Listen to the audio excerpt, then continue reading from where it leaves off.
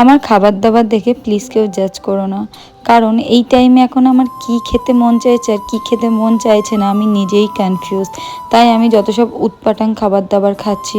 হ্যাঁ, দেখতে অদ্ভুত লাগলেও কিন্তু আমি মনে তৃপ্তি পাচ্ছি এইসব খাবার দাবার খেয়ে।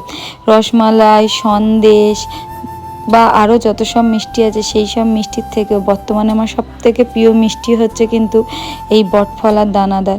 আমি জানি না কেন আমার যেন জগৎ সেরা মনে হচ্ছে এই মিষ্টিকে। এইসব খাবার দাবার পরে আজকে লাঞ্চে ছিল কিন্তু লাল লাল ঝাল ঝাল মাংস। লাল লাল ঝাল ঝাল মাংস আমি খুব অল্প করেই খাচ্ছি, কারণ এখন আমি লাইট খাবার দাবারই আর কি বেশি পছন্দ করছি। আর মা আজকে নেহেরে মাছটা একটু অন্যরকম স্টাইলে রান্না করেছিল, তো সেটা খেতে না খুব ভালো হয়েছিল। জানি না কেন আজকে খাওয়া দাওয়ার পরে আমি দুম করে ঘুমিয়ে পড়লাম। প্রায় 5 মাস পরে এটা আমি এই দুপুরে ঘুমাচ্ছি, কারণ আমার খুব একটা বাজে বদ অভ্যেস আছে, যদি আমি দুপুরে ঘুমাই আমার রাতে কোনোভাবেই ঘুম আসতে চায় না, আর সেটা আমি কোনোভাবেই করতে দেবো না বলে আমি দুপুরে কোনো দিনই ঘুমাই না। এই যে দেখো বিকাল হতে না হতেই কিউটিটা আমাদের বাড়িতে চলে এসছে। আর সন্ধ্যাবেলাতে খেয়েছিলাম বাইরের কেনা চাউমিন। এই প্রায় 1 বছর পরে আমি কেনা চাউমিন খেলাম, আর কেনা চাউমিন খাওয়া মাত্রই আমার কিন্তু আবার গ্যাস হয়ে গেছিলো। রাতে লাঞ্চটা আমি খুব ভয় ভয় করে করেছিলাম।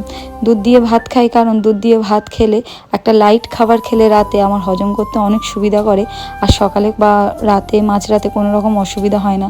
তাই রোজ দিনই আমি চেষ্টা করি দুধ দিয়ে ভাত খাওয়ার।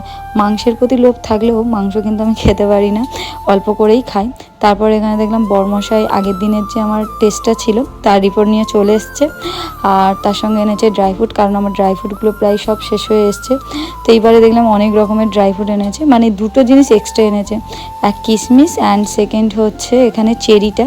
তো অল ওভার সবগুলো একটা একটা করে আমি খাচ্ছিলাম, খেতে বেশ ভালোই ছিল। এখানে ছিল আমন্ড, কিশমিশ। দেখো কিশমিশটা আমি খেতে ভালোবাসি, আর সেটার কোয়ান্টিটিটা দেখো কতটা কম এনেছে, ইচ্ছা করে এনেছে, কারণ আমি কিশমিশটা খেতে ভালোবাসি বলে।